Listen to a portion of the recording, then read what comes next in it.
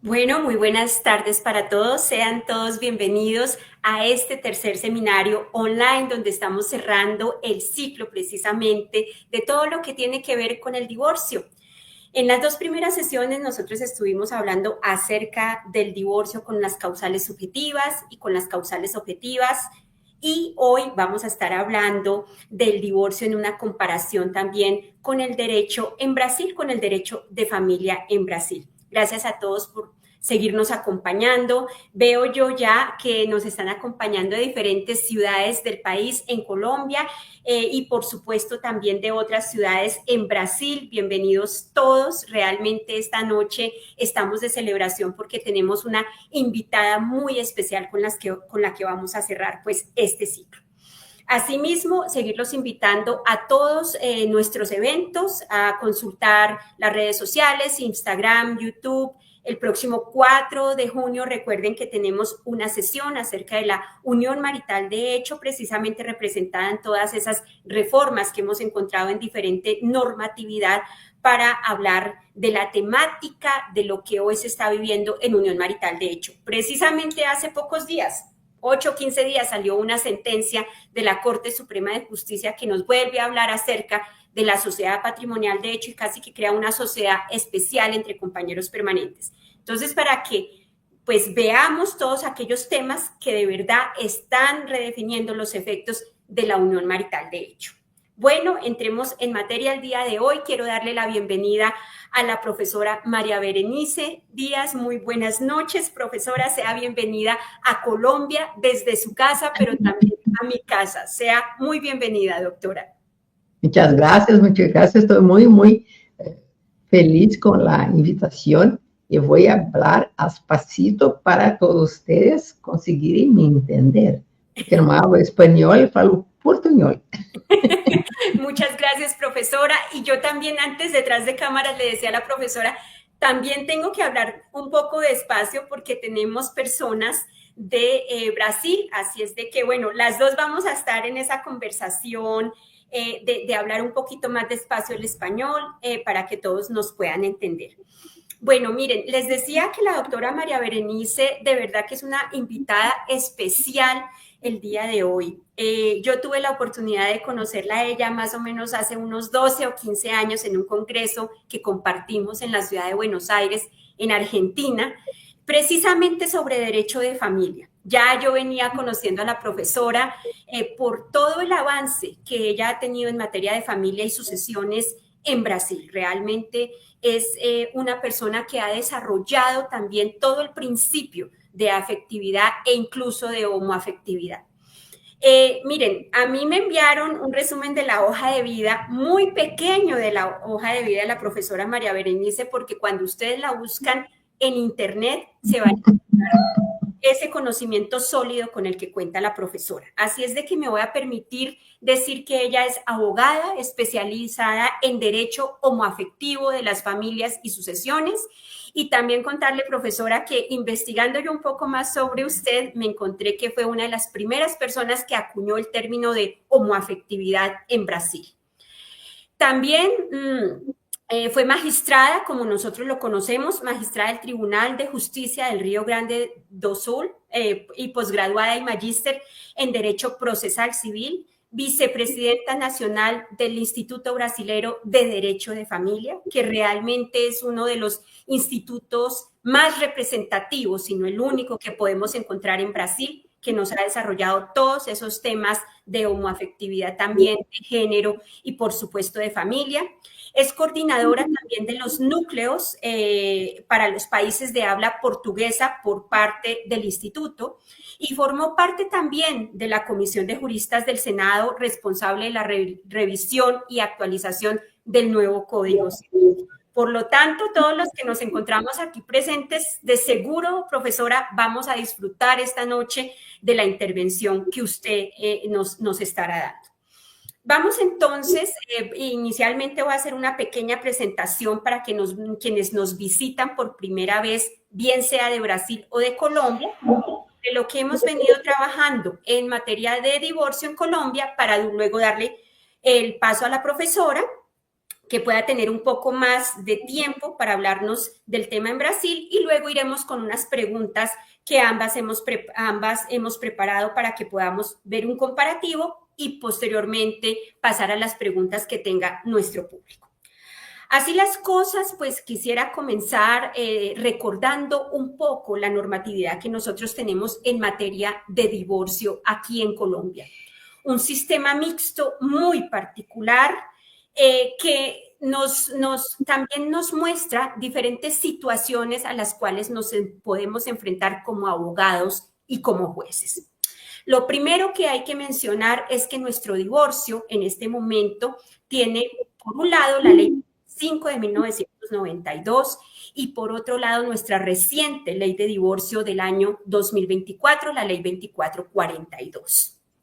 ¿Por qué hablo de ese sistema mixto? Porque nosotros lo que hicimos con nuestra reciente ley de divorcio fue aumentar una causal al artículo 154 del Código Civil. Es decir, que nosotros tenemos en este momento divorcio con culpabilidad, divorcio sin culpa y divorcio unilateral, que podríamos decir quizás, bueno, el divorcio unilateral va a entrar a ese divorcio sin culpa. Pero realmente resultamos en tres momentos totalmente diferentes. Ya veíamos nosotros, y los invito a profundizar sobre esto en las sesiones en vivo que ustedes pueden encontrar en mi canal de YouTube, donde hablamos precisamente de las consecuencias del divorcio con culpabilidad. Por supuesto que se ha creado un daño y da lugar a pagar, podríamos decir, esa reparación de perjuicios que nuestro legislador lo toma como unos alimentos. Aparece, sí, la reparación de perjuicios desde el año 2024 con una caracterización muy diferente a lo que significan los alimentos. En segundo lugar, ese divorcio con causales objetivas o sin culpabilidad, pues precisamente hace honor a su mismo nombre, ¿cierto? Aquellas situaciones de carácter objetivo que son las que hace que se pueda producir el mismo y el juez pueda declarar el divorcio. Y finalmente viene el unilateral, que es esa gran novedad y de ahí que estas propuestas que hacemos en esta noche es aprender también un poco de la legislación de Brasil, porque ya ellos llevan un tiempo considerable con el divorcio unilateral.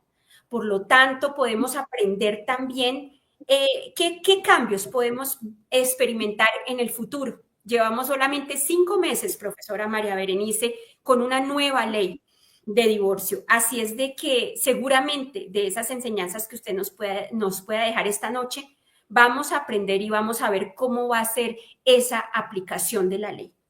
¿Qué nos trae además esta nueva ley? No solamente la unilateralidad del divorcio, sino que también nos trae el reconocimiento pleno de la reparación de perjuicios.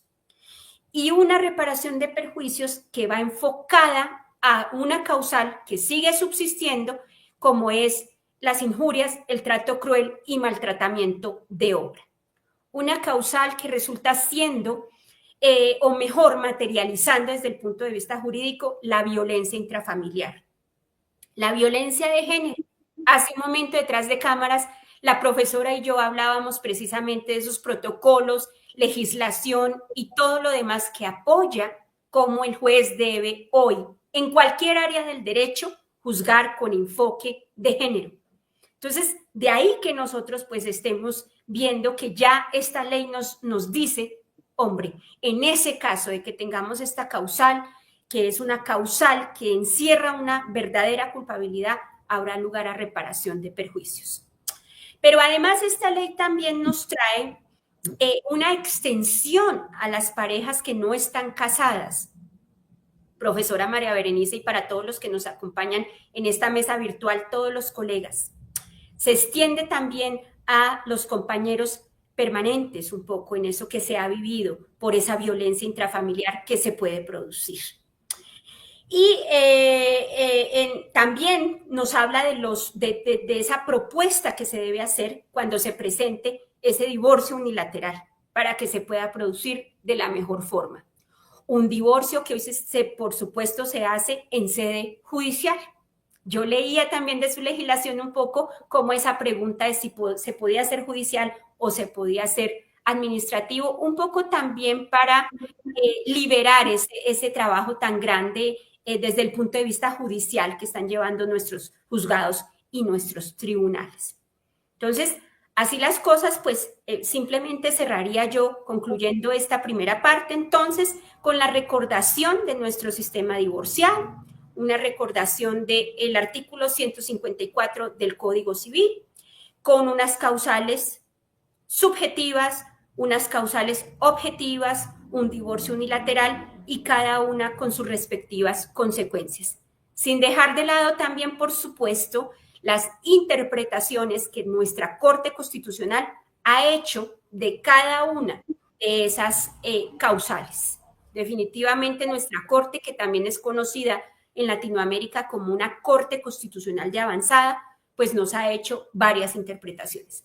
E incluso me gustaría que en una próxima oportunidad habláramos también de ese libre desarrollo de la personalidad y la autonomía privada de la voluntad en la que se fundamenta no solamente el matrimonio como una forma de constituir la familia, sino también la ruptura y es esa falta de afectividad.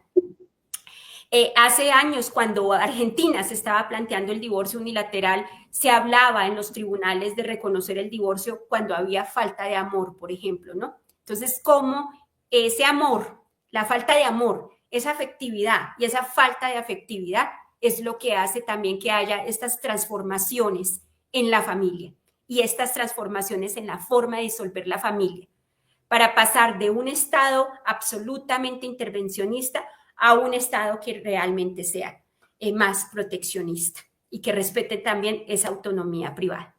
Pues bien, cierro con esto y profesora María Berenice, te doy paso para que tú puedas hacer tu disertación.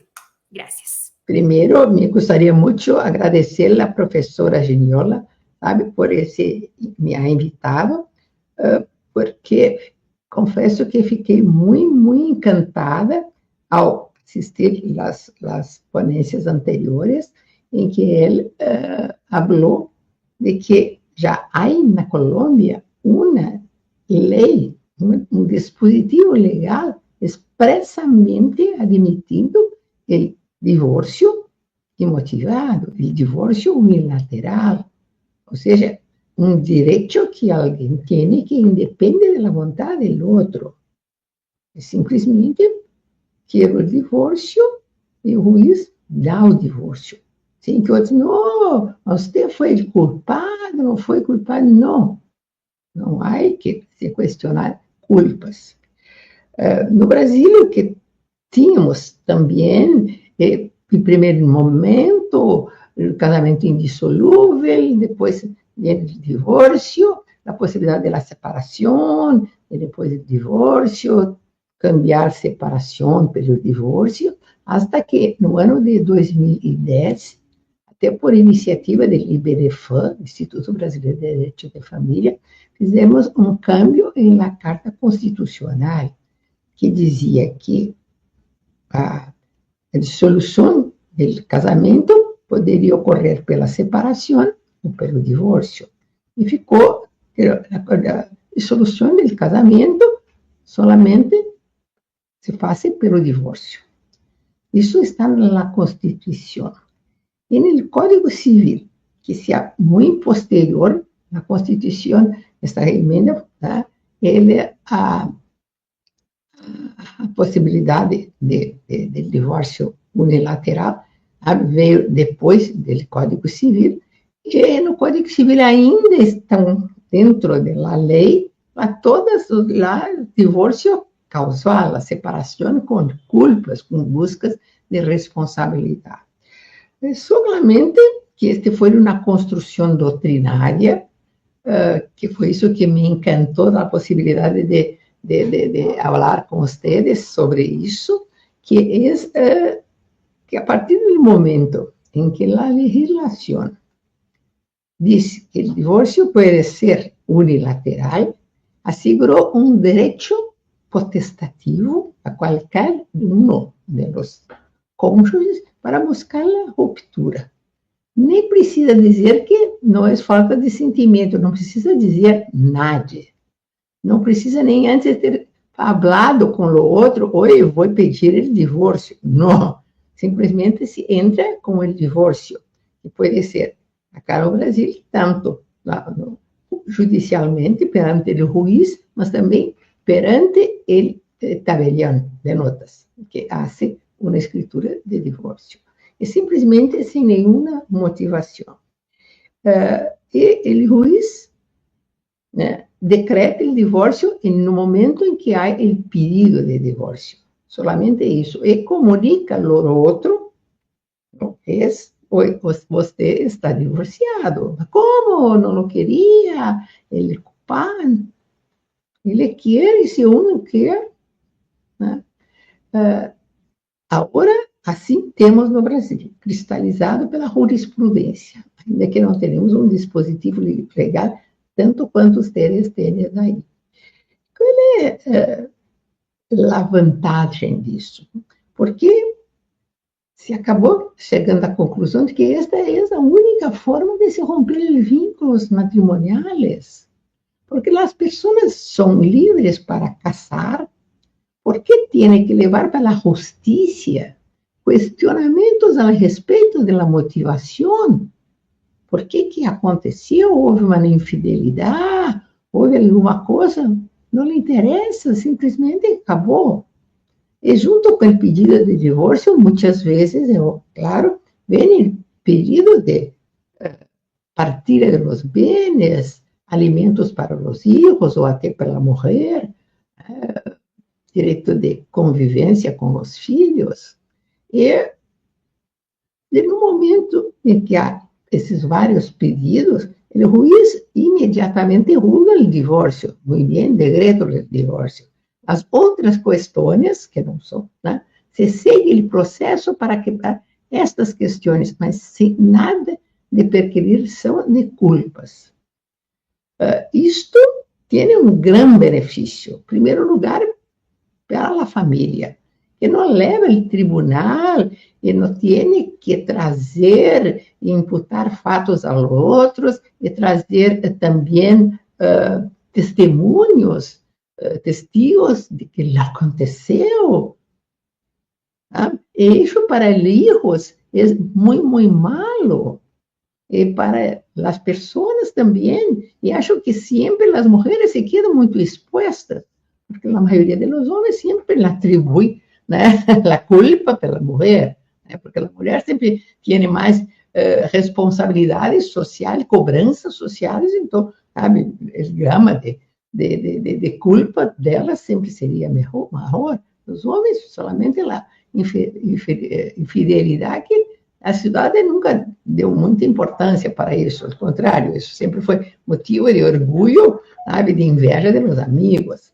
Então, se no momento que o juiz decreta o divórcio, sem nenhum questionamento, imediatamente estabelece os alimentos para os filhos, sabe? Instrui o processo para fazer a partilha dos bens, faz uma audiência para ver como vão conviver com os filhos. Ou seja, se reduz o tempo do processo, que no Brasil se há de se discutir culpa, leva muitos anos, e durante todo este período, os filhos se quedam sem alimentos. O patrimônio sempre está totalmente em mão de los varones, que não fazem nenhuma partilha, nenhuma divisão. Acabam não estabelecendo nenhuma forma de convivência com os filhos, porque os atritos se acirram muito com a discussão judicial das culpas. Que não creio que o Estado tenha a ver com isso. A grande justificativa que sempre é dada, e até conversando com a professora, ele diz, não, mas há a possibilidade de se discutir a culpa para impor alguma obrigação indenizatória. Muito bem. Também creio que algumas vezes há sim obrigações indenizatórias, principalmente quando há violência doméstica, né? Quando há infidelidade que coloque a pessoa ou a mulher, ou o homem, numa situação social, sabe, de exposição, que anda com outra pessoa, junto nos meios de convívio do casal, e isto causa, sabe, alguma restrição social. Muito bem, cabe a indenização. Só que isso não no processo do divórcio. Se hace o divórcio, e aquele que entende que tem algum direito a buscar reparação pelo que aconteceu durante o casamento, que ingresse com ação de indenização por danos morais. Que pode ser depois, tem prazos para não prescrever o prazo de 4 anos. Então, creio, e por isso que queria muito trocar, cambiar ideia com vocês, que agora tem essa legislação nova, e que o Brasil, mesmo com essa alteração de 2010, levamos algum tempo para identificar, perceber, não, espera, se o divórcio não é porque discutir culpa se discute lá, e houve, assim, uma redução bárbara de processos no âmbito do poder judiciário, diminuiu muito o grau de litigiosidade das pessoas, a possibilidade de fazer extrajudicialmente, e acho que temos uma base legal. E o que me questiona, e queria questionar a vocês, é se um entra com o divórcio alegando culpa do outro, e o outro vem dizer, não, eu quero o divórcio sem culpa. Tem uma lei que me garante que eu posso ter sem culpa. O que o juiz vai fazer? Tem o direito de ter o divórcio sem essa discussão. Não, mas eu quero discutir para ver a indenização. Muito bem, então, veja a indenização em outra demanda. Sabe? Sem que isso permaneça esse grau de atrito durante todo o processo. A causa no Brasil, os processos são muito demorados. E esta situação, sabe, e creio que sempre vem em perjuízo da mulher. Temos acá se chama protocolo de julgamento pela perspectiva de gênero. Não somente no divórcio, mas amplo. Todos os juízes, quando se trata de relações pessoais, há que atentar nas questões de lente de gênero nas decisões. Se por acaso não aprecia estes pontos, a decisão pode ser anulada pelos tribunais, pelas cortes superiores. E aí, então, toda uma campanha que se faz no Brasil para dizer aos advogados, vocês têm que requerer a juízes o protocolo, porque muitos juízes sequer conhecem o protocolo, que é do ano de 2022, e que há uma obrigação posta pelo Conselho Nacional da Justiça, que é um órgão administrativo, mas com poder deliberativo, e os juízes têm que julgar dessa maneira. Então, todos nós temos que trazer essas questões. Então, mesmo nas questões, por exemplo, do divórcio, da discussão de culpa, essa discussão virá necessariamente, sabe, em prejuízo da mulher. Não tenho dúvida nenhuma. E todo esse tempo que se quedam não fixados alimentos aos filhos, que, de um modo geral, se quedam com a mamã, né? Não se estabelece a convivência de filhos com o papá, e isso prejudica os filhos. Está comprovado que essa convivência é indispensável, mas o grau de atrito é tão grande que aqui tem a alienação parental, que temos uma legislação, sabe, que pune essas atitudes, e que as mães, em geral, querem acabar com essa lei. Né? Mas, de fato, existem madres e, às vezes, padres também, que fazem essa desqualificação para afastar os filhos de convivência. E as questões patrimoniais. Veja, se a casal tem uma empresa, né, que rende, que todos os meses recebe alguma coisa, e se está na mão do varão, a mulher está sem nada, no máximo se queda na casa onde morava, só que a habitação tiene gastos. Então, um está com um patrimônio que rende lucros e o outro que rende gastos. E acá um desequilíbrio muito grande remuneratório com relação às mulheres, e ainda tem aquela cultura que muitas mulheres não trabalham, que os homens querem que não precise trabalhar, porque vão te sustentar sempre, enfim. As mulheres acreditam naquele sonho do amor eterno, enfim, e abrem mão de seus estudos, de seu trabalho, enfim, e se quedam em casa cuidando dos filhos, enfim. E quando se põe um fim de casamento, elas estão absolutamente fora do mercado de trabalho, a possibilidade de alcançá-lo. Eles não querem prestar alimentos, e há uma resistência muito grande na justiça fixar alimentos para a mulher.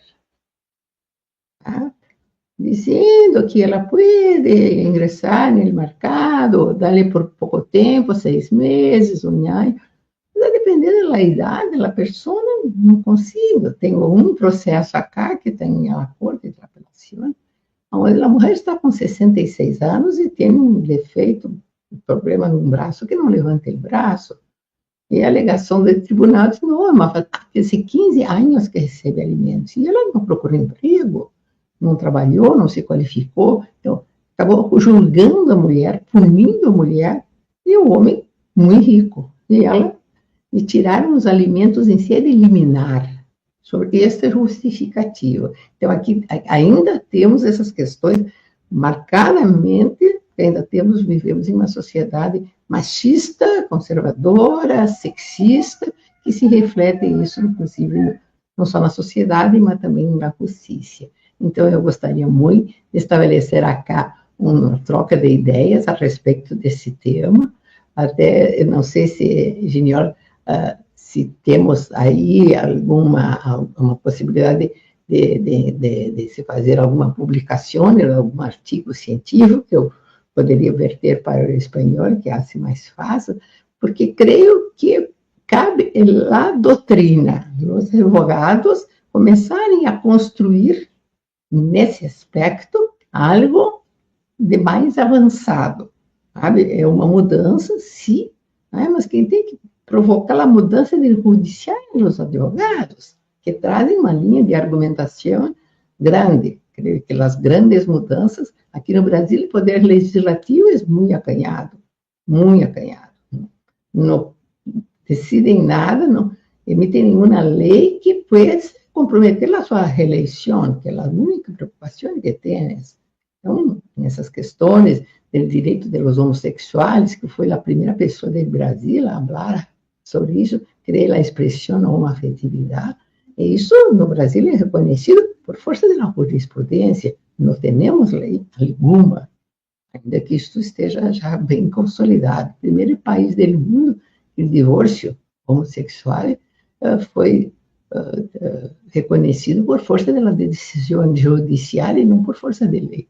Então, esse é o nosso panorama, e acho que cabe a nós, sabe, procurarmos trazer, sabe, essas soluções que atendem melhor ao interesse das pessoas, das crianças e das mulheres. Era isso, Juniola, que eu traria ao nosso debate. Ok, profesora María Berenice, pues definitivamente yo creo que hemos trasegado casi que tomados de las manos todos los países latinoamericanos por esa herencia también romano-germánica que hemos tenido en materia de matrimonio. Alguna vez, trabajando yo todo el tema del consentimiento matrimonial, encontraba esa gran discusión de si el consentimiento matrimonial se daba por una sola vez y para toda la vida, un poco derivado del matrimonio católico, ¿cierto?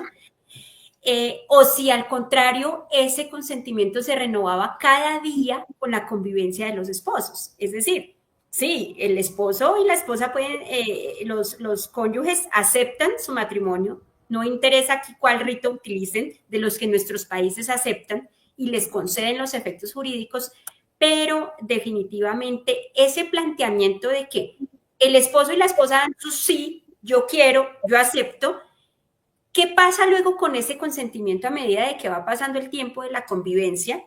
Y si ese consentimiento, hay gran parte de la doctrina que nos dice ese consentimiento finalmente se está renovando cada día, porque está basado en una autonomía privada de la voluntad y cómo se puede romper ese consentimiento, ¿cierto? Y es como precisamente el legislador en nuestros países actuó casi que al tiempo. Profesora María Berenice, mire, en nuestra primera ley del siglo pasado acerca de divorcio fue en el 76. Si no me equivoco, ustedes la tuvieron casi al tiempo en el 77. 77, eso. Exactamente.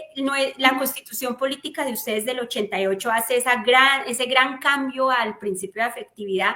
La nuestra, en 1991, nos va indicando como otras cosas también, ¿cierto? Que de ahí deriva la ley nuestra de divorcio de luego del 92 también, basándose un poco en ello, ¿no? Entonces, son realidades con las que hemos trasegado todos nuestros países, con las que hasta ahora nos estamos enfrentando realmente a lo que significa la autonomía de los esposos, de decir, hasta aquí llegamos, y de esa unilateralidad. Realmente somos muy jóvenes en eso. Los países que ya lo tienen son realmente jóvenes en materia de divorcio unilateral.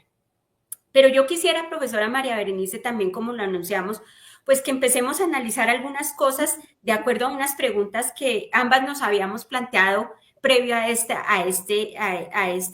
noche.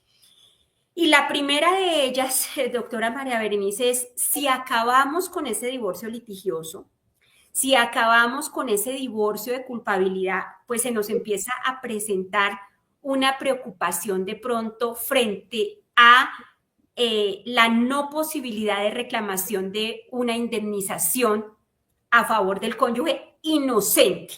Es decir, que venimos sobre una base de que teníamos un divorcio litigioso con culpabilidad, ya no, se me transforma en unilateral. Entonces, ¿qué pasa con esa obligación resarcitoria que nosotros pudiésemos tener allí? Sí, o que creo que sí, en el casamiento hay una manifestación de voluntad de se permanecer casados. Todo mundo que casa para siempre. Só que as pessoas, isso não é uma questão de vontade, é uma questão de sentimento.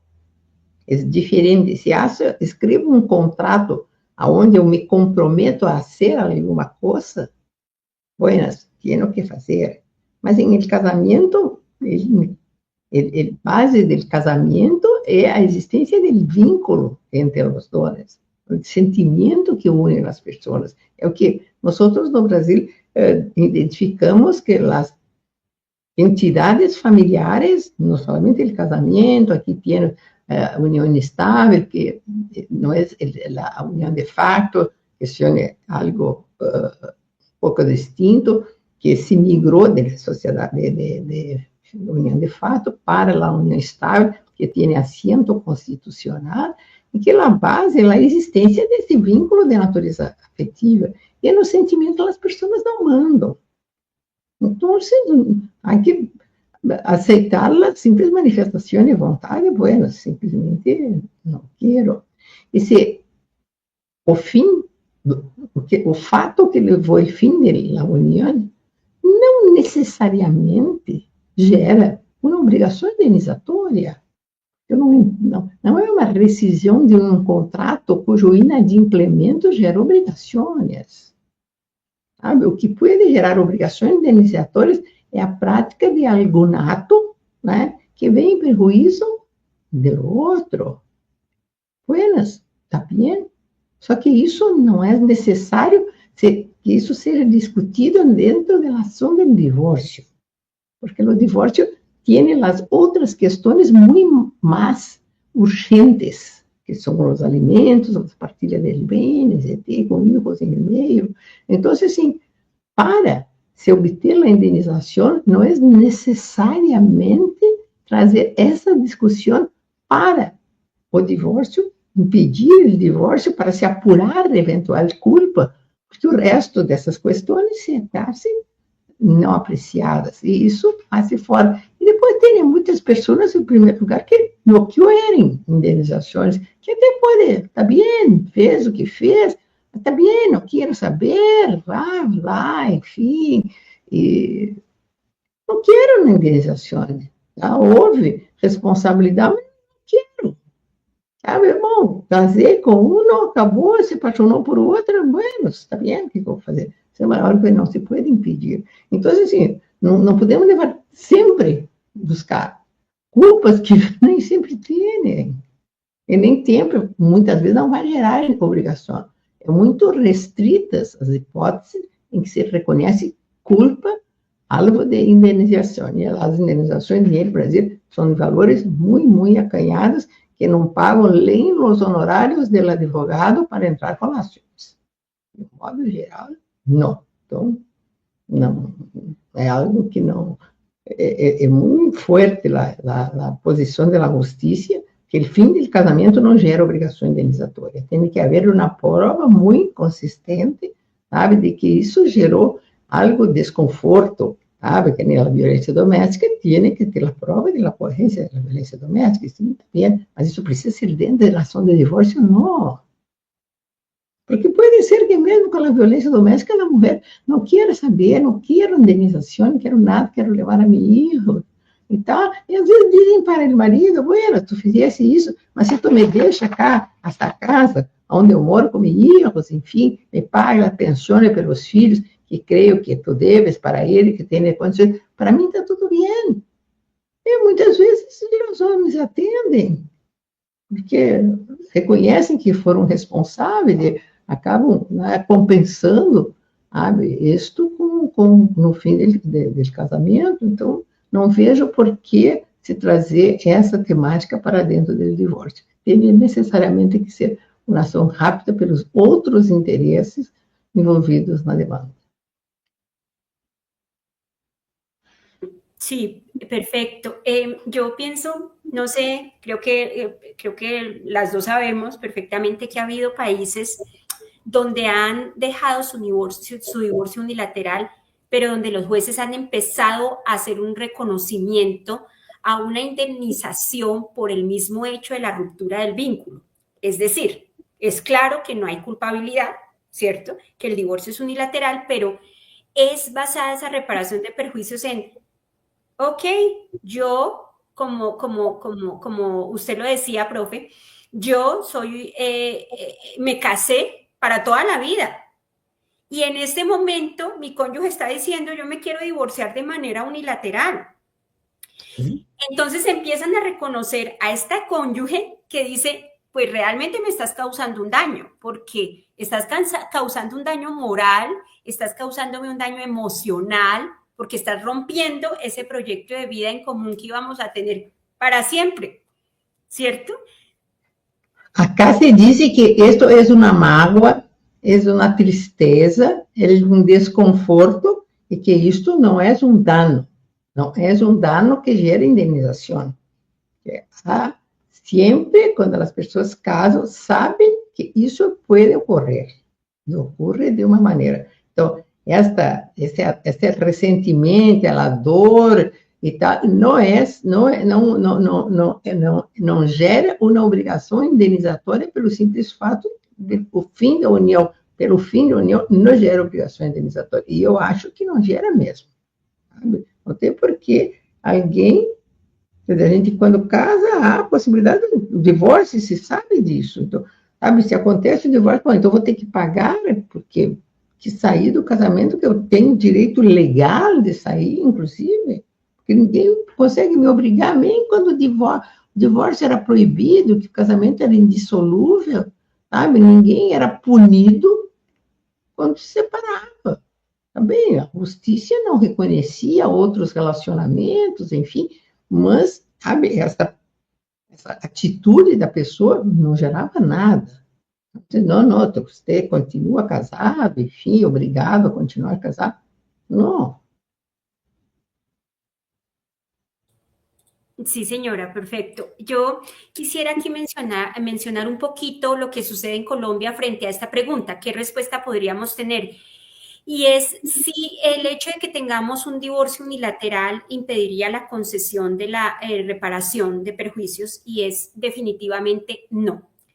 La ley de divorcio establece específicamente, la reciente, establece específicamente que si se nos presenta la causal tercera del artículo 154 del Código Civil, que ya la evocaba como ultraje, trato cruel y maltratamiento de obra, pues habrá lugar a una reparación integral. Y eso es la materialización realmente de esto que también venía mencionando la doctora María Berenice, y es lo relacionado con esa violencia intrafamiliar y esa violencia también contra la mujer, que también se puede ejercer, por supuesto, contra el hombre, y que es lo que nos genera una reparación. Entonces, nuestro legislador no quiso dejar esto por fuera y dijo, perfecto, vamos por el divorcio unilateral, pero no voy a dejar de lado eso que puede pasar al interior de la familia, que por cierto acá en Colombia nos está causando tanto dolor, ¿cierto? Y habrá lugar a esa reparación. Y cuando el legislador dice que será una reparación integral, habla tanto de una reparación económica, por supuesto, esa indemnización de perjuicios que se produce, pero también simbólica, y es también ese reconocimiento que uno se empieza a preguntar, ¿cómo puede ser esa reparación simbólica, no? Que también lo ha hablado la Corte Interamericana de Derechos Humanos y la nuestra Corte Constitucional, también en ese sentido de reparaciones simbólicas que se nos ha dado por tanto conflicto armado que nosotros hemos tenido, y entonces empezamos como a acuñar y a pensar cómo puede ser esa reparación simbólica, vista desde el reconocimiento público, las disculpas públicas que se pueden dar y demás, que pues nosotros hasta ahora estamos tratando de descubrir cómo podría ser esa reparación simbólica. Entonces, esto también un poco como para responder a esa pregunta. Mas a mí quería saber cuando la ley dice una reparación integral. Isso, o que es una reparación integral? No lo sé. ¿Integral en qué? ¿Cuál es la regla que se puede medir? Algo aquí hay una reparación integral. ¿Ah?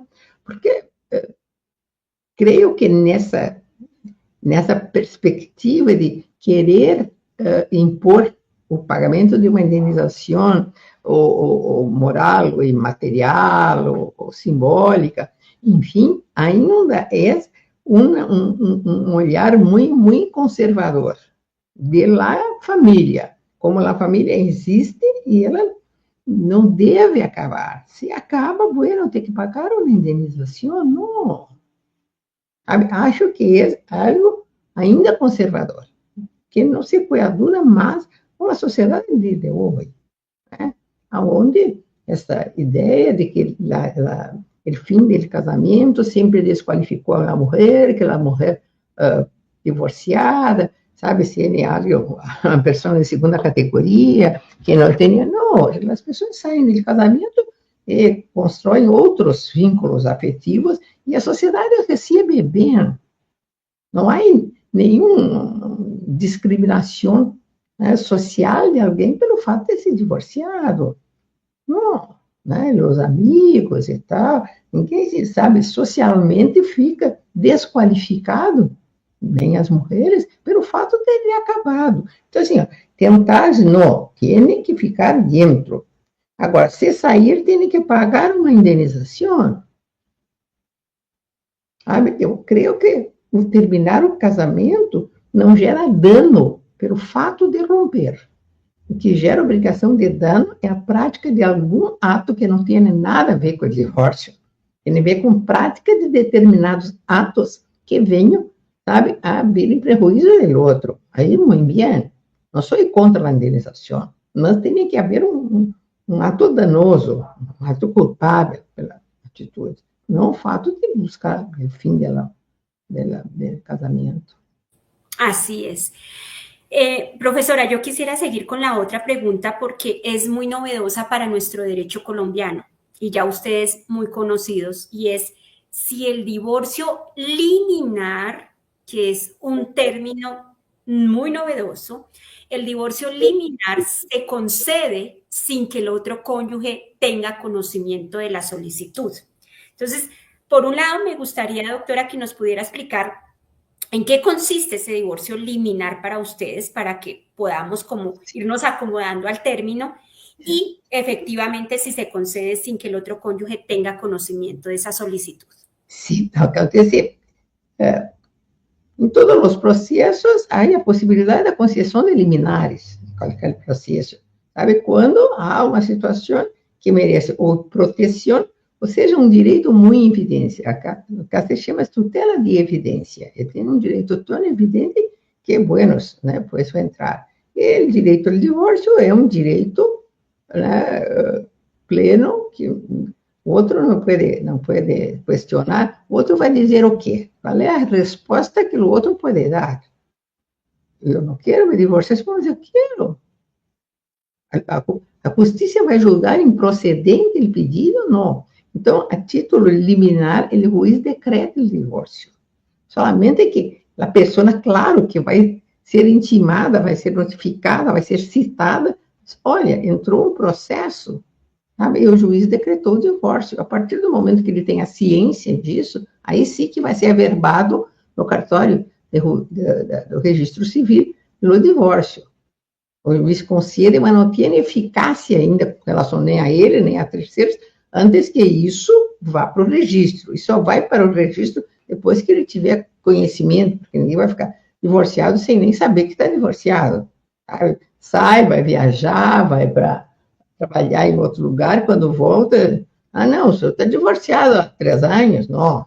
Então, há necessidade dessa intimação. Mas também na intimação, que deve ser pessoal, se não encontra pessoal, pode ser inclusive por edital. Porque muitas vezes acontece que não se sabe onde anda o marido, ou não sabe onde anda a mulher, que fugiu. Então, mesmo as citações editais, bom, que supre a necessidade de intimação, é um ato público, se presume que todo mundo conheça, enfim, podem eventualmente, na total impossibilidade, porque senão assim, uma vez aconteceu no Brasil, que o marido se foi para Portugal, e nunca mais soube nada, e ficou, ela entrou com o divórcio, pedindo o divórcio, e durante 5 anos se tentou, né, localizar ele, não houve jeito, enfim, não tinha hijos, não tinha nada.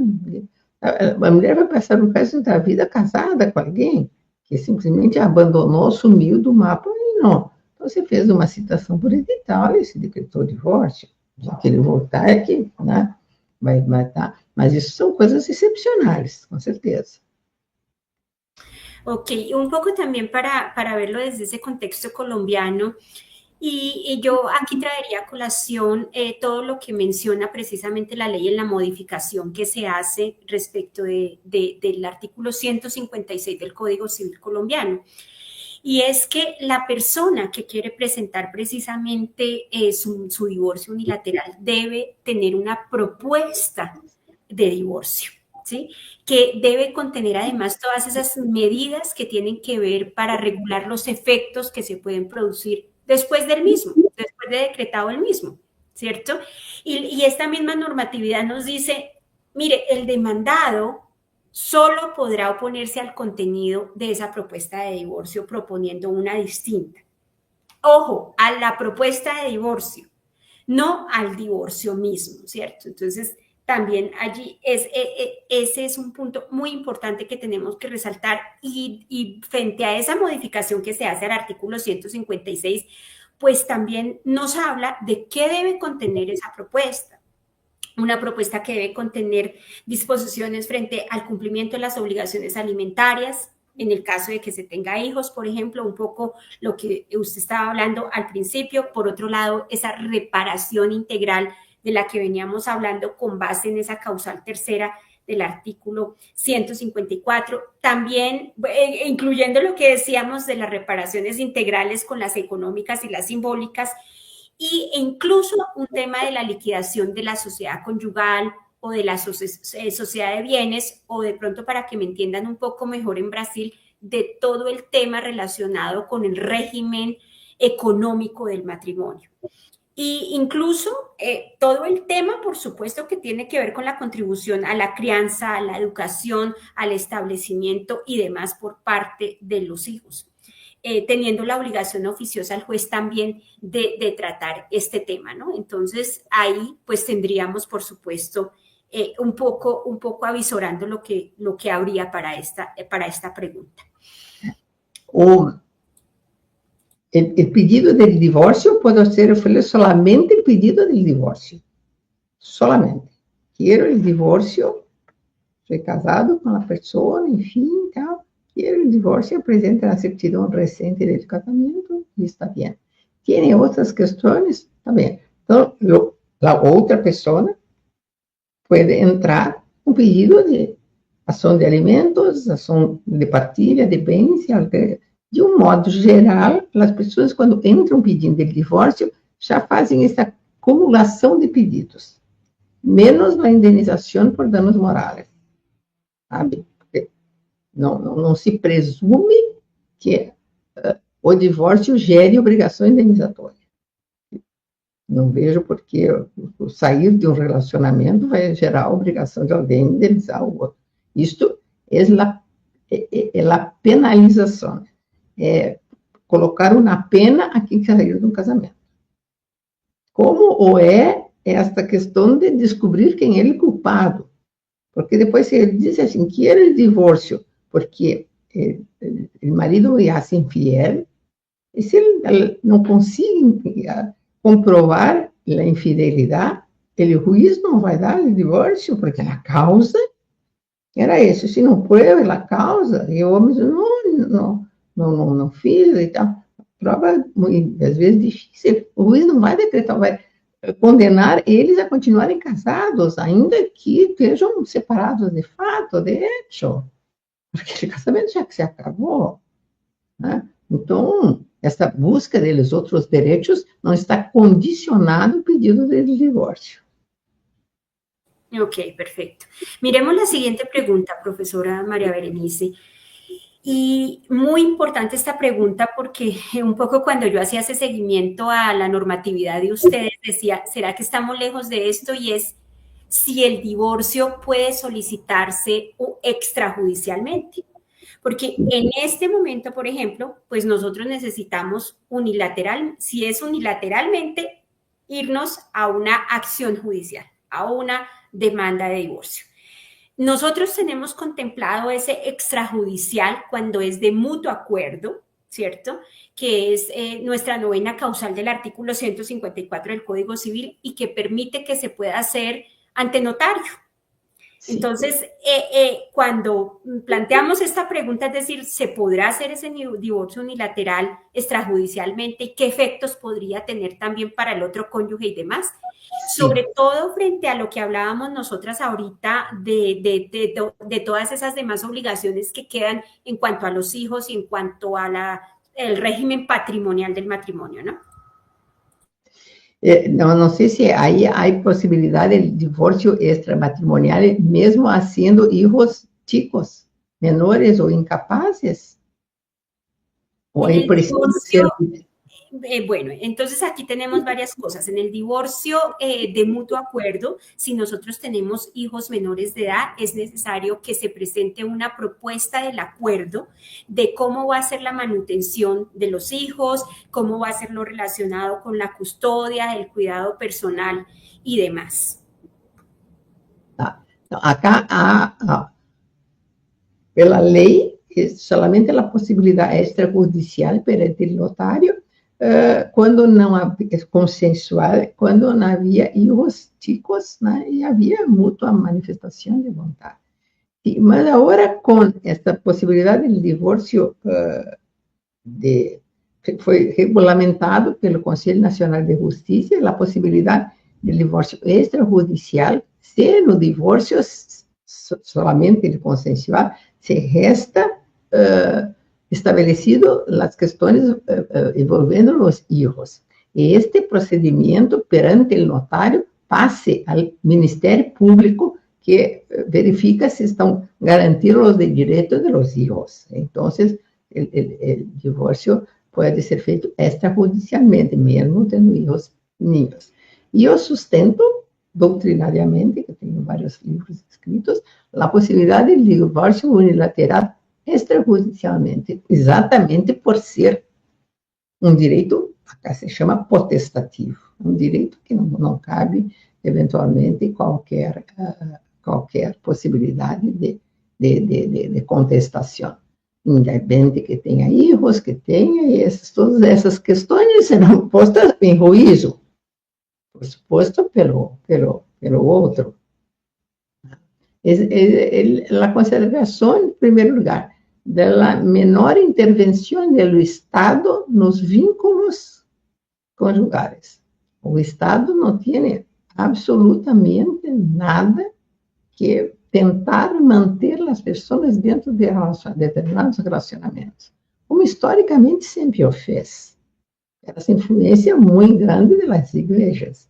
Tanto que o casamento era indissolúvel, tanto que quem se separava não era reconhecido, construíam novas famílias, isso não eram reconhecidos, isso acabou fazendo uma legião de mulheres famintas, sem nunca ganharam nenhum patrimônio, nem nada, porque simplesmente assim, não há casamento, não, isso até que em 1988 houve esse alargamento do conceito de família. Família não é somente lá do casamento, mas também é de lá que chama de união estável, ou seja, é um relacionamento se a chancela do Estado, bastando que seja comprovado que é uma convivência pública, contínua, duradoura, com a finalidade de constituir família, sem nenhuma formalização.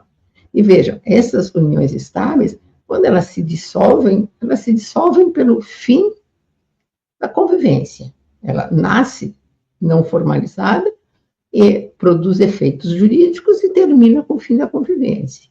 Então, se vai se pedir que o fim do casamento precise da chancela de um juiz homologatório, com discussão de culpa, acaba sendo dado um tratamento, no fundo, mais, entre aspas, favorável, sabe, à união estável, né, que é a sociedade de fato, do que ao próprio casamento.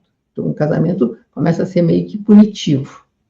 Sabe? Parece assim, tu entra, te amarra lá dentro e para tu sair, sabe, tu precisa pagar uma indenização, tu precisa mostrar que o outro teve culpa, né? Então, sabe, nada justifica esse tratamento desigual, ainda que sejam famílias, agora ambas com assento constitucional, como entidade familiar, merecedora da tutela do Estado e a base da sociedade. Houve esse. Por isso que não se fala aqui tanto em direito de família, em direito de família, porque era a família do casamento, eu passei a usar e uso os meus livros todos, se chama direito das famílias, porque família, de fato, é um conceito plural. Mientras estaba hablando la profesora, yo pensaba en algo que me llama mucho la atención y es esto. Ya que toca el tema de las uniones estables, nosotros la conocemos acá como unión marital de hecho, y cómo durante muchos años tuvimos una gran lucha para que a la unión marital de hecho se le reconocieran los mismos derechos del matrimonio. Entonces, a cada tanto iba y le golpeábamos al matrimonio para pedirle algo prestado, ¿no? Entonces, se inició con una ley, luego otra que la reformó en 2005, y luego nuestra jurisprudencia, tanto en la Corte Constitucional como en la Corte Suprema, empieza a hacer esa traslación de efectos del divorcio, perdón, del matrimonio a la unión marital de hecho, ¿sí? En todas sus formas. Por ejemplo, los efectos civiles que traíamos del matrimonio y cómo luego se los empezamos a aplicar a la unión marital de hecho, algo relacionado, por ejemplo, con el estado civil de la unión marital de hecho y demás, y cómo pues hasta el día de hoy también seguimos trabajando en eso, también lo seguimos haciendo. Hace poco se emitía acá en Colombia la ley de prohibición de uniones tempranas, que es una ley que prohíbe el matrimonio infantil y que prohíbe las uniones maritales de hecho entre menores de edad o un menor de edad y un mayor de edad, y cómo, por ejemplo, esta ley trae muchas reformas, o no muchas, 2 o 3, pero muy determinantes para la unión marital de hecho, y cómo entonces ahora, con la respuesta que me acaba de dar a esta pregunta, ahora se están cambiando un poquito los papeles, porque en la unión marital de hecho o en la unión estable se produce la ruptura unilateral, y se produce la ruptura unilateral y cada uno coge por su lado y luego miramos qué hacemos con la sociedad de bienes, luego o como se llama acá, sociedad patrimonial de bienes o de hecho, cómo arreglamos la situación con respecto a nuestros hijos, alimentos y demás, pero definitivamente se produce esa ruptura unilateral y aquí no hay una intervención propiamente dicha. El único asomo que empezamos a tener también de esa culpabilidad es un poco esta ley que acababa yo de señalar de divorcio que empieza a aplicarse en maltrato, ultraje y trato cruel y maltratamiento de obra para la unión marital de hecho para poder reclamar perjuicios. Entonces hoy como que se nos están invirtiendo un poquito esos papeles de decir, bueno, en la unión estable se puede producir la ruptura unilateral, ¿por qué no se puede producir la ruptura unilateral materializándola en una frase que es divorcio unilateral en el matrimonio, ¿cierto? Entonces, ¿cómo sí empieza todo lo de los efectos jurídicos a verse en esta ruptura de la unión estable diferente a la ruptura de lo que vemos en el divorcio, ¿cierto? Bueno. Entonces, mejor no casar. Sí, sí, no, mas vamos dentro de una lógica de las personas. Acá, muitas pessoas não casam, né? Primeiro, porque tem algum custo, né? E as pessoas muitas vezes formalizam a união de hecho por contratos particulares, até perante o notário que tem essa união de hecho, enfim, insisto, sabe? Porque sempre acho que impor uma indenização pelo fim do casamento para alguém que não tem essa causa externa, que é outra motivação, violência e tal, isso está bem. É voltar, é tentar voltar a impor a indissolubilidade do casamento. Está aqui dentro, entrou. Agora, para sair, vai ter que pagar, porque tinha que ficar dentro, então, mas eu não quero ficar. Bom, então tu tem que pagar uma indenização. Sabe? Eu acho que a gente tem que se dar conta, assim, acho que este é uma posição ainda muito presa a esse conservadorismo que, aliás, está tomando conta do Brasil, não sei se aí também, mas o mundo inteiro agora está vivendo nessa coisa reacionária, enfim, fundamentalista, que eu confesso que isso até me assusta um pouco. E eu enxergo, sabe, nessa tentativa de impor às pessoas ficarem dentro, se para saírem tem que discutir culpa, tem que pagar uma indenização. Veja, chega ao ponto de achar que tem que pagar uma indenização, mesmo que não tenha culpa nenhuma, só porque resolveu sair, porque um dia eu resolvi casar, e bom, então eu saí, prometi casar, agora não posso mais sair, senão eu vou ter que pagar para isso. E o que as pessoas fazem? Simplesmente se separam, nem se divorciam. Isso também acontece. Muita gente simplesmente se separa aí, que é a separação de fato. Sabe? E essa separação de fato já está muito consolidada na jurisprudência. Sabe? Aliás, foi uma tese minha, 20 anos atrás, que eu custei para implantar, mas foi. O casamento acaba com a separação de fato. Acaba a comunicabilidade patrimonial. Acaba o dever de fidelidade. Né? São separados e acabou o casamento. O casamento não acaba com a decretação de divórcio, acaba com o fim do relacionamento.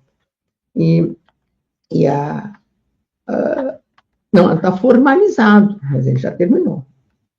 Que, no fundo, é o que acaba acontecendo. En la parte precisamente que mencionaba de cuando la gente piensa, entonces es mejor irme en una unión estable que casarme, es realmente preocupante esa afirmación, porque tenemos mucha inseguridad jurídica acá, una inseguridad jurídica clara en Colombia donde solo contamos realmente con 2 leyes para las uniones estables, la ley 54 del 90 y la 975 del 2005, y luego empezamos a encontrar infinidad de jurisprudencia líneas jurisprudenciales que responden a otros temas personales y patrimoniales de la unión de hecho, y otras leyes como las recientes que han empezado a hacer modificaciones que a uno le toca hacer una interpretación sistemática y muy grande también de lo que tenemos en la jurisprudencia para poder empezar a hacer esas reclamaciones de derechos, ¿no? Yo creo que, bueno, conocemos nosotros a la profesora Encarna Roca Trías, española también dedicada al derecho de familia, que fue magistrada del Tribunal Supremo y del Tribunal Constitucional, donde también ella en alguna oportunidad mostraba la preocupación y decía, pero entonces al fin, ¿qué vamos a tener acá? Matrimonios, uniones estables, uniones que no son reconocidas y todos los efectos que se pueden dar por una inseguridad jurídica. Pero bueno, que será materia de otro momento. De la próxima. Muy interesante. Vámonos, profesora, con la última pregunta y quiero invitar al público que nos está acompañando, bien sea de Brasil o bien sea de Colombia, que nos puedan dejar en el chat las preguntas que ustedes tienen. Y esa precisamente va enfocada también a esto que estamos hablando de todo el tema de la división de bienes, de los alimentos, del derecho a la convivencia y demás, y cómo se deciden o si se deciden también en esa acción de divorcio y cómo se podrían decidir. Deixa eu primeiro fazer uma colocação, engenheiro. Não vejo por que esta certa preocupação de, não, mas então, se já que para sair do casamento é complicado, tem que contratar um advogado para entrar com uma ação na justiça, enfim, e ficar discutindo anos, culpa, não culpa, enfim. Então, eu não vou casar, né? Vamos viver junto e o dia que acabar, acabou. Tá? Eu não acho que isso gere insegurança jurídica. Acho que não. Em primeiro lugar, as pessoas têm a liberdade de viver como elas quiserem. Ou elas querem viver sozinhas, querem viver com alguém casando, ou querem viver com alguém não casando. Quer casando, quer não casando, isso gera responsabilidades, gera obrigações, gera direitos e deveres. Então, os deveres que existem nessas sociedades de fato, ou na união estável, se quiser botar um nome que eu não gosto do nome estável, não é a formalização dela perante o Estado que vai dar mais segurança jurídica. O que nós precisamos é ter uma legislação ou uma construção jurisprudencial que atenda e enxergue esta realidade da vida. Hoje em dia, é o que as pessoas fazem hoje em dia. As pessoas, esses jovens, hoje em dia, não casam. Eles vão viver juntos, vão morar na mesma casa, vão isso e aquilo, enfim. Às vezes, uma grande discussão se é namoro, se é união estável, se é o que chama namoro qualificado, que eu não sei o que é isso, porque eu não conheço, quer dizer, namoro desqualificado, né? Mas há toda uma distinção assim, para caracterizar se é uma união estável ou não é uma união estável. Então, assim, o que eu acho assim, existe essa realidade, então, qual é o dever do Estado? Regulamentar essas situações. Não é assim, não, mas então, sabe, se a gente achar que o divórcio pode ser direto e motivado, pois é, não, mas aí, não vai ter mais intervenção do Estado, pode ser extrajudicial, unilateral, bom, então eu não vou casar. Ou tem que pagar uma indenização, então eu não vou casar. Bom, então também, então as pessoas não casam, elas têm a liberdade de não casar, pela motivação que for, né? Então, assim, existem essas relações, existe. O que o Estado tem que fazer? Regulamentar. Sabe? E não vejo por que dar um tratamento diferenciado ao casamento e à união estável em termos de direitos e deveres. Y yo creo que precisamente ese era un punto que la gente tenía en su imaginario de que es mejor esto porque no me va a producir efectos civiles, porque no me va a producir sanciones, entonces voy a preferir un poco esa convivencia, ¿no? Extraconyugal. Un poco también para responder desde este lado la pregunta de la división de los bienes y alimentos y demás, pues definitivamente nosotros tendríamos que tenerlo en cuenta para nuestro divorcio, bien sea que utilicemos una causal subjetiva objetiva o que utilicemos la unilateralidad, porque para nosotros es muy importante que quede dentro de esa sentencia de divorcio o dentro de esa escritura pública de divorcio que se produce ante notario, qué va a pasar precisamente, por ejemplo, con los alimentos de los hijos, ¿cierto? También cuando hablábamos de ese divorcio extrajudicial que es de mutuo acuerdo, nosotros aparte de pasar esa propuesta del mutuo acuerdo al notario, es precisamente para que sea notificada al defensor de familia y pueda darnos un concepto sobre el mismo. Entonces, es muy importante para nosotros este punto que se defina en sentencia y si el divorcio es culpabilista, si se logra comprobar la culpabilidad en alguna de esas causales que nosotros tenemos, tendrá también que preverse esa situación dentro de la sentencia en el sentido de la condena de alimentos y además de eso, pues también todo el tema de la custodia, cuidado personal que viene para con los hijos, ¿no? En tratándose de la división de bienes, nosotros tenemos el régimen de sociedad conyugal. También tenemos algunas discusiones teóricas y jurídicas frente a los pactos prematrimoniales o que son conocidos aquí en Colombia como las capitulaciones matrimoniales, pero que pues, como diríamos, en una lectura rápida de nuestro Código Civil, a falta de pacto escrito, existirá sociedad conyugal y al lugar a disolverla con esa sentencia de divorcio o a disolverla con esa escritura pública de divorcio y entrar a una segunda etapa que es ese proceso liquidatorio de la misma. Proceso donde tenemos, por supuesto, todo lo que es el inventario de bienes y donde entramos también a la liquidación de los mismos. Entonces, eu até acredito que quer no divórcio unilateral, quer no divórcio consensual, nada impede que um deles, depois do divórcio, entre com uma ação de indenização por dano moral. Olha, eu assinei o divórcio, porque o direito acabou, mas, sabe, esses fatos aconteceram durante o casamento.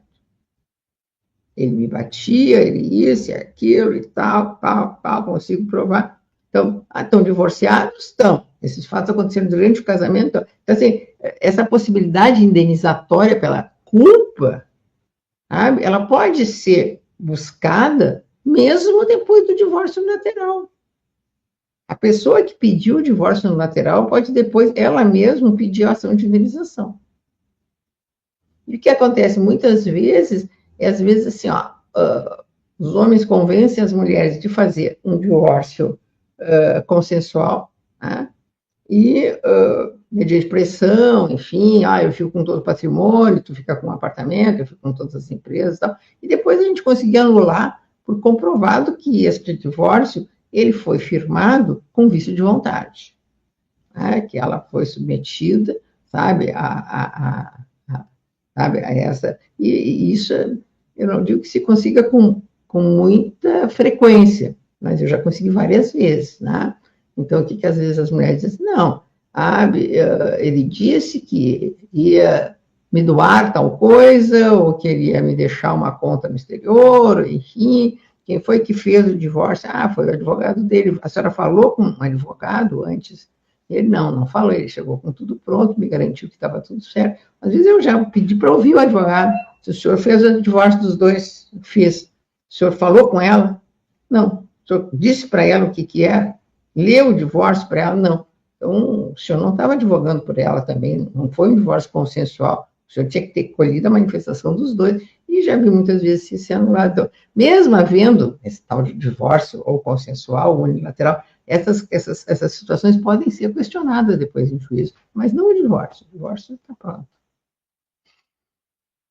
Sí, y tendría también que mencionar acá que en el sentido de esa reparación hoy tendría que tenerse en cuenta en el caso nuestro, por supuesto, en esa sentencia que tendría que dictar el juez, ¿no?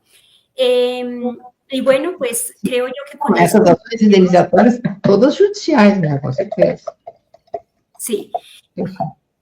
Creo yo que con esto podríamos ir cerrando, profesora María Berenice. Quiero leer un comentario, dos comentarios, creo, a ver si los tenemos acá. Por un lado, el doctor Rafael Arturo Mesa Flores, su intervención o lo que pone en el chat fue a las 6:20 más o menos, entonces yo creo que en ese momento estaríamos hablando por lo que él menciona acerca de esa violencia intrafamiliar y violencia contra la mujer, creo yo. Y él nos dice muy respetuosamente a las doctoras, en Colombia se requiere de una normatividad de ley más contundente en esos casos, ya se volvieron común para el Estado, al igual que el caso de violencia sexual. Entonces creo que el doctor Rafael se está refiriendo por el tema de violencia sexual a esa parte precisamente que nosotros podemos tener de la violencia y cómo se está viviendo y cómo se está dando. Por un lado, lo que mencionaba la ley de violencia intrafamiliar, y por otro lado, la ley que también materializa todo lo que tiene que ver con la Convención de la CEDAW y la Convención Belén do Pará para prevenir, erradicar y sancionar todas las formas de violencia contra la mujer, con una aclaración de que el enfoque de género es una metodología también que nosotros estamos aplicando. Yo considero de todos modos que por supuesto que la violencia también se puede ejercer y se ejerce también contra los hombres, o sea, lo que sucede es que venimos también de un estado y una sociedad muy patriarcal en el que estaban marcadas diferentes situaciones, y por eso las convenciones internacionales que traigo a colación hablan también de ese tema de cómo la violencia se ejerce también de manera institucional y se puede ejercer también a través de una sentencia. Entonces, cómo el legislador nos implanta ese tipo de violencia y cómo nosotros la seguimos, bien sea como abogados litigantes o bien sea como jueces, precisamente por cómo se ha venido legislando. El hecho de no poder administrar los bienes inicialmente por parte de la mujer, el hecho de no poder ni siquiera decidir un domicilio conyugal, el hecho de no poder ejercer la patria potestad como se venía teniendo antes, el hecho de que el hombre fuera o el marido fuera el que administrara la sociedad conyugal, la sociedad de los dos, incluso los bienes de la mujer y demás. Creo yo que también es toda esa historia que nosotros también pues venimos cargando, que es lo que se nos ha dado, y hoy estamos que al mismo tiempo resulta siendo una de doble filo, porque entonces hoy estamos abocados a respetar estas convenciones, a acatar estas convenciones en el bloque de constitucionalidad, pero estamos viviendo también una realidad, y es que el enfoque de género muchas veces se está no sé si exacerbando para cada una de las decisiones que nosotros podemos tener. Entonces también cómo tener ese balance y ese equilibrio de lo que se puede estar viviendo, por ejemplo, en el hogar, ¿no? No sé, profesora María Berenice, si quiere mencionar algo. Não, eu acho que, no fundo, fez esse comentário, eu acho que tem razão, né? Acho que também isso precisa ser atendido. Os números da violência doméstica, o número de feminicídios no Brasil é algo, sabe, imensurável, porque, em primeiro lugar, só 10% da violência é denunciada, ninguém vai fazer uma denúncia de violência dizendo ele me bateu uma vez, eu estou aqui todas as filmes dizendo estou cansada de apanhar. Há uma realidade que não era vista no Brasil. O Brasil tem uma lei da violência doméstica, que é de 2006, a Lei Maria da Penha, por condenação internacional, de organismos internacionais, que penalizaram o Brasil por não ter esse tipo de legislação. Então, e assim, o que se lida também, e muito chama atenção, chega a ser a violência judicial, né? Muitas vezes a postura de alguns juízes, enfim, da maneira de tratar as pessoas e tal, também isso tem sido levantado aqui. Este está um tema, assim, muito, muito recorrente, sabe? Até porque ontem tivemos um incidente muito sério, sabe? No nosso Senado Federal, na nossa Casa Legislativa Maior, onde uma ministra de Estado, um homem disse para ela assim, ponha-se no seu lugar. Entre outras, né? Entre outras colocações, enfim. E aí depois, não, mas é que eu acho que ela estava nervosa, eu acho que, não sei, sabe? Algo, sabe, que foi sabe, o fato mais importante que ontem aconteceu, e assim, contou com solidariedade de alguns, mas muitos se solidarizaram com aqueles que tiveram esse tipo. 2 ficaram dizendo horrores para ela se retirou, enfim. Então, isso aqui é uma coisa muito latente. No Brasil, nós vivemos essa discriminação com relação às mulheres em todos os aspectos, em todos. Eu sempre disse que quem vem dizer, não, aqui existe igualdade e tal, olhem os números da violência doméstica, né? Sabe? É algo endêmico no Brasil. Então, acho que o Estado tem que se posicionar de uma maneira muito significativa. Absolutamente, absolutamente. Cierro también con un comentario del doctor Leonardo Hernández. Un abrazo, doctor, bienvenido a esta sesión. Y él menciona un poco por la línea también que vamos, ¿no? Pienso que se le está dando a la figura un enfoque femenino como víctima. Pienso yo que el doc está hablando por la hora en que nos deja el comentario, que fue las 6:40, un poco también en tratándose de esa reparación de perjuicios que para mí va en los dos sentidos, tanto para hombre como para mujer. Y aquí quiero traer a colación la regla jurisprudencial que cambia los beneficiarios de la pensión de sobrevivientes acá en Colombia. Precisamente pueden consultar en mi canal de YouTube la sentencia a la que yo hacía referencia del año 2024, que ya consolida una línea que trae la Corte Suprema de Justicia, pero en materia laboral, y es como luego de la ruptura del matrimonio por el divorcio que se ha producido por violencia o la causal tercera del artículo 154 del Código Civil, al lugar, a pesar de que no puede haber, no hay convivencia antes de la muerte del causante, ni hay ya el vínculo por el divorcio que se pudo haber producido, y se reconoce la pensión de sobrevivientes por este hecho. Un cambio muy fuerte que viene realizando la Sala Laboral de la Corte Suprema de Justicia desde el año 2020. Entonces, bien interesante este punto. Y bueno, pienso yo, doctora, que hemos tenido una mesa virtual maravillosa en este día. Creo que hemos podido contar a los dos países. Muito bem, muito bem. Vou continuar acompanhando e estou muito feliz de a senhora fazer parte do IBDFAN como nossa sócia internacional. Queria que viesse no nosso congresso que vamos ter em outubro, em Belo Horizonte, que é o maior congresso do mundo. Ya comprometida, mejor dicho, a estar en Bello Horizonte, y muchísimas gracias de verdad por esa invitación para ser socia internacional del instituto. Conozco de primera mano pues todos los boletines y demás, y todo el análisis que ustedes hacen constantemente del derecho de familia, y pienso que es algo que también podemos implementar aquí en Colombia. Já está recebendo, não, esse material, a senhora, não? ¿Cómo? ¿Ya está recibiendo ese material? No, lo recibí durante una época, pero hasta el momento estoy a la espera de que me llegue ese nuevo material. Não, eu vou questionar por que ainda não começou a receber, já que já é nossa sócia internacional. Seguro que va a recibir y a destapar con los brazos abiertos, mejor dicho. Muchas gracias a todos. Nuevamente conéctense a mi canal de YouTube. Ahí encuentran el análisis de la sentencia que comento de seguridad social, encuentran otros temas, van a venir muchos temas como siempre lo he anunciado.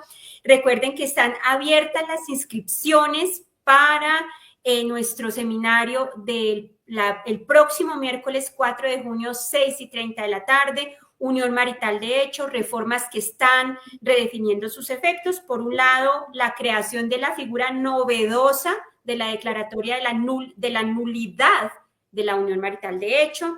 Por otro lado, el cambio que viene también para la sociedad patrimonial de hecho cuando hay bienes del menor de edad. Y por otro lado, la sentencia de este mes de mayo acerca de la sociedad patrimonial de hecho. Y otros temas más de los que vamos a estar hablando. Abiertas las inscripciones en mi página web www.ginyolablanco.com. Muchísimas gracias a todos. Un abrazo fuerte, profesora, con un beso inmenso y bendiciones para todos. Hasta luego.